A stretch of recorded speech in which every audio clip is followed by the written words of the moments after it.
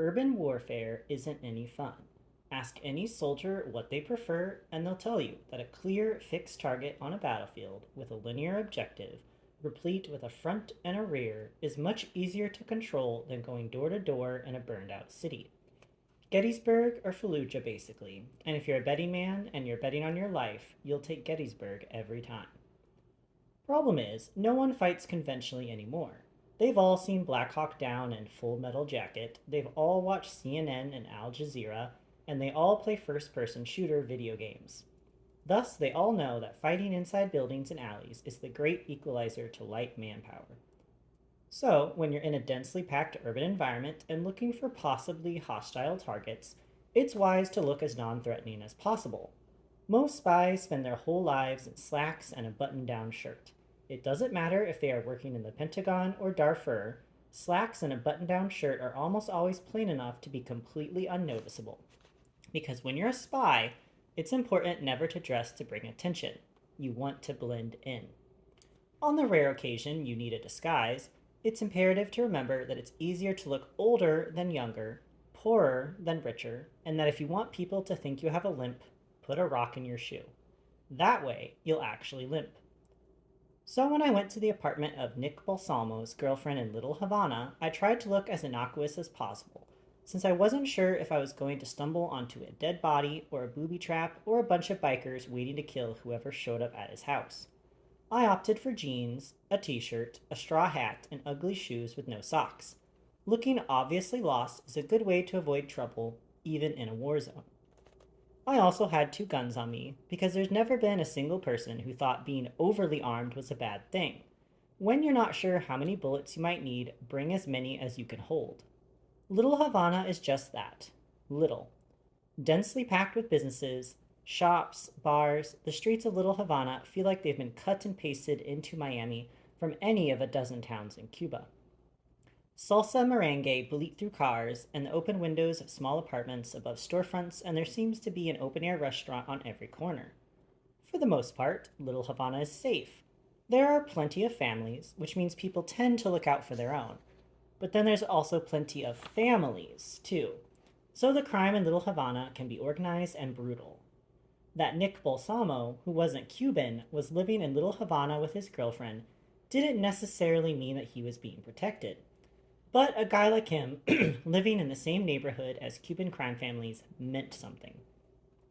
The address Bruce gave me was a 3-story stucco apartment building not far from the Domino Park off of Calle Ocho, where, even though it was getting late in the afternoon, old timers and Guayabaras were still throwing bones and whooping at one another. On one side of the building was a liquor store, and on the other was a cigar shop, and then 2 doors down there was a McDonald's and a Domino's. That was the weird thing about Little Havana. It looked like Cuba apart from how much it looked like any neighborhood in any town, USA. Nick and his girlfriend, whom Bruce only knew as Maria, lived on the second floor of the building. The front door of the building was locked and required the person living in the apartment to buzz you up. So I found Maria's name and hit the button. The system rang their number and a mechanical voice announced that their voicemail was full. Not a good sign. The door had an electric strike lock activated by discontinuing the electrical circuit by hitting a number or a series of numbers on the phone's keypad. These locks usually confound people intent on breaking in because they don't understand how easy they are to break. Most electric strike locks in older buildings are failsafe, which means they need electricity to stay locked, which gives you two easy options. Find the electrical path to the door in the wall and yank out the cords. Go to the side of the building, find the power box, and turn off the power. You might need to pick the padlock on the box, but as long as you have 2 paper clips, this should only take about 5 seconds. Or you can do what I did. Wait 3 minutes for a young woman to walk out the door, smile at her, say thanks, and she will hold the door open for you while you gather your materials and walk inside.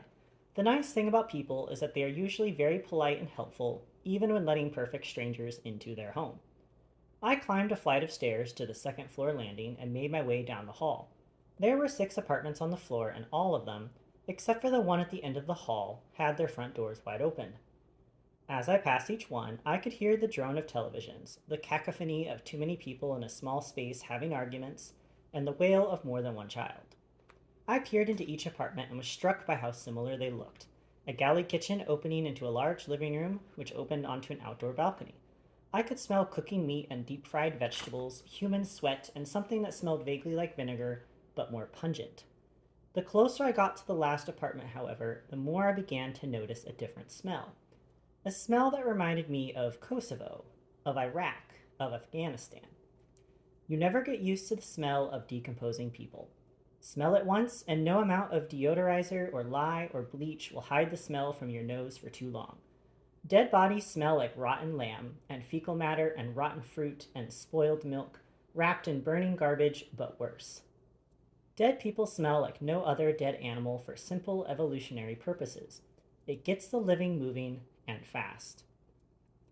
In this case, however, someone had gone a long way to hide the smell, because, as I stood outside the door, I could decipher it only as an undertone. My guess was that whoever was dead inside the apartment, and my guess was that it was probably both Nick and Maria, because biker gangs aren't known for leaving witnesses, were being absorbed by an acid, probably in the bathtub. You know the guy who lives there? I turned and saw a balding man of about 50. He had about 50 keys on a belt chain and wore a short sleeved work shirt that was pocked with sweat across the chest. It said Ray in cursive over the breast pocket. I had the sense that he wore this shirt every day but didn't bother to wash it. Know him? No, I said. Just know that he owes me money. Ray nodded but didn't say anything. He looked at me up and down once but didn't convey any emotion. Have you seen him? I asked.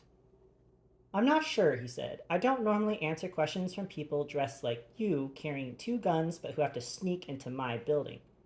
Interesting. Jackie Roach, I said, extending my hand. The man shook it but didn't put much effort behind it. He wanted to hear my story. I had one. I always have one. I work for the banks, tracking down people who've skipped on their foreclosures. Mr. Balsamo, he owes Seminole Savings and Loan a considerable amount of money. I pulled up my shirt and showed him the locations of my 2 guns, which he really shouldn't have been able to see, but I had the sense that this guy had been around a gun or two in his time. You gotta protect yourself when you have my job, you understand? I understand, he said, and lifted up his left pant leg, revealing a Saturday night special in an ankle holster. You do property management for long, packing is just like brushing your teeth in the morning. Been there, done that, bought the bootleg off eBay, I said, and gave the man a full belly laugh. One thing Jackie Roach knows is property management. Doing God's work, buddy, God's work. Ray still wasn't smiling, still wasn't exactly happy to see me, and still didn't know quite what to make of me. Being a property manager is a lot like being a prison guard. You see all kinds of miscreants on a day-to-day basis, and everyone lies to you. You got a letter or something you want to leave? Letters don't work anymore, I said. You know that. It's all about face-to-face with these people. That personal connection. Gotta be close enough to strangle someone to get your point across, right? Still nothing from Ray. He was listening to me, but it was as if he was trying to hear another conversation at the same time, like he was looking for the subtext. Unless you got something, he said eventually, maybe you should just head on out. People in this building work for a living. Someone like you in the building scares them, you understand? People got kids in here. We don't need any more drama. Got it? I did. And it was not good. And accounted for the smell too, I guess. I took a step toward Ray and leaned in a bit. Look, this Balsamo guy was bad news, right? Did a little time, dealt some crank. I understand. I saw his record. I get that. I got kids too, right? But Machito, I'm just doing my job. Maybe you open the door and just see if he's hiding in there. If he is, I have a conversation with him and then I go. Ray shifted his weight from foot to foot as if he were literally weighing his options, but didn't say anything.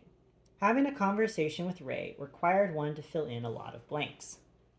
His girl been around at all? Maria? Because maybe I could talk to her. She was always the reasonable one. The mention of Maria's name got Ray animated. She moved out last week. Let him keep the place. Put him on the lease and everything. Stupid, eh? Italian guy living in Little Havana. You knew he didn't have a clue. A little boy came running down the hall, screaming at full throat. Not like he was hurt. Like he was a little boy. But when he saw Ray, he came to a full and silent stop. Sorry, Mr. Ray, the boy said, before hustling inside at one of the open doors. Ray started walking towards the door and shuffling keys. Nick, he's a nice guy. Respectful to me. Sir this and sir that. But he's not the kind of element I want in my building. So maybe we just have a talk with him together. You up for that? Ray, I'm 100% up for that, I said. Nice people got bad debts and got bad jobs. But I got kids, like I said, so I know what you're saying. Ray put his key in the door and started knocking at the same time, saying, "It's Ray," as loud as he could. "It's Ray. I got Jackie Roach with me. It's Ray," he said one more time and then opened the door. He turned to me before he stepped in. "You smell that?" "Maybe a dead rat," I said, which was probably true, just not in the same context. "That ain't a rat," he said. Nick Balsamo's apartment looked like a Jackson Pollock painting. Spatter patterns on the ceiling, the walls, the floor, pools of blood in the living room. From the angles and velocity, it appeared he'd been bludgeoned as the final coda. But the pools indicated he'd also just bled a lot, like, say, if his fingers had been cut off. Ray walked through the apartment briskly, opening doors while I stood in the entry hall surveying the scene. I hadn't touched anything yet and wasn't about to. I just needed to hear Ray say what I already knew. Somewhere, Nick Balsamo's body was rotting away under some chemical. "Oh, Jesus!" Ray shrieked. "Oh, Jesus!" he said again. "He's in here!" It sounded like Ray was in the bathroom, but it was hard to tell as I was already back down the hall and headed for the exit. Nick Balsamo was dead. What I didn't need was to be standing there when the police came, trying to explain who I was. After I got to my car and zipped back into late afternoon Miami gridlock, I called Barry. I had to try 5 different numbers, but I finally found him. "Where are you?" I said when he answered. "In a comfortable, spiritual place," he said, his voice just above a whisper. "Listen to me," I said. "You're in danger. Tell me where you are and I'll pick you up." "I'm in a church, Mike," he said. "What are you doing in a church?" "I'm meeting a business associate." "In a church?" "Do you know how hard it is to get a legal bug into a church? It's sanctuary space. Plus, my business associate works here." "You're washing money for a church?" "Tough times, Mike. Even the Lord has to eat." Negotiating cramped Miami traffic and the cramped logic of Barry at the same time wasn't something I was prepared for. "Do you know Nick Balsamo?" "I know his work." "He's dead," I said.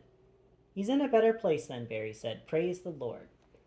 "Your friend Bruce gave him the drugs he got from the ghoul stash house." "Why would he do that?" "He had to pay him off for a prison favor, and the ghouls' drugs worked out well for that," I said. "I have a feeling the ghouls found that upsetting." "There were plenty of people who'd like to kill Nick Balsamo. He sold drugs for a living. It's a very unstable work environment. Praise the Lord." "Barry," I said, "there was more of him on the outside than on the inside. I'm going to guess that whatever someone wanted to get from Nick, they got. Maybe that included your name, maybe it didn't. But I'm going to guess known associates of Bruce Grossman might be wise to keep a low profile. Praise the Lord." "Really?" "I'm just trying to fit in over here," Barry said, his voice low again. "I sit in a pew talking on a cell phone in here. People might find that disrespectful." "But laundering their money is right with God? No sin in getting ahead." I thought that was actually wrong canonically, but opted not to press Barry on the issue. "I'm picking Bruce and his mom up and taking them somewhere safe. I'm happy to extend you the same courtesy. Consider it a returned favor for this great job you found for me." "Fortress inside of a moon crater?" "My mother's house," I said. "That's sweet," Barry said, "but I've got a safe house. It's called a boat, on the Atlantic. Do you know how hard it is to drive a motorcycle over water? What's also nice is that no one can hear you screaming on the Atlantic either." Barry didn't respond for a while, so I just sat there and listened to him breathe. It was sounding a bit more labored than usual. He's not a skinny guy, but he's also not one of those wheezing fat guys either. I definitely noticed a quickening of his intake, however. "I've got a sick friend in Montana I could visit," he said. "Try one of the Dakotas," I said. "I hear South Dakota is nice this time of year." "Don't limit yourself," I said. "Try them both." "Mike, you're scaring me here." "Praise the Lord," I said. "That's what I'm trying to do." Barry was silent again. In the background, I could hear an organ being played. Maybe he was already in heaven. "When you say there was more of Balsamo on the outside than the inside," Barry said, "you meant that literally, right?" "Yes." Silence. More organ music. "I don't vacation enough," Barry said. "No time like the present." "You'll call me if, there's something I need to know?" "I will." "And maybe now would be a good time to use an alias?" "Now would be that time, yes." Silence again. I've never thought of Barry as a particularly pensive guy. You need money or something? He asked. He sounded hopeful again. If there's one thing Barry knows, it's money. I'm fine, Barry. Down the line, I'm sure we'll tip the scales again. I appreciate that, Mike, Barry said. Future reference, I said, I'd like to avoid going to war with a biker gang. Praise the Lord, Barry said. Praise the Lord, I said, and hung up.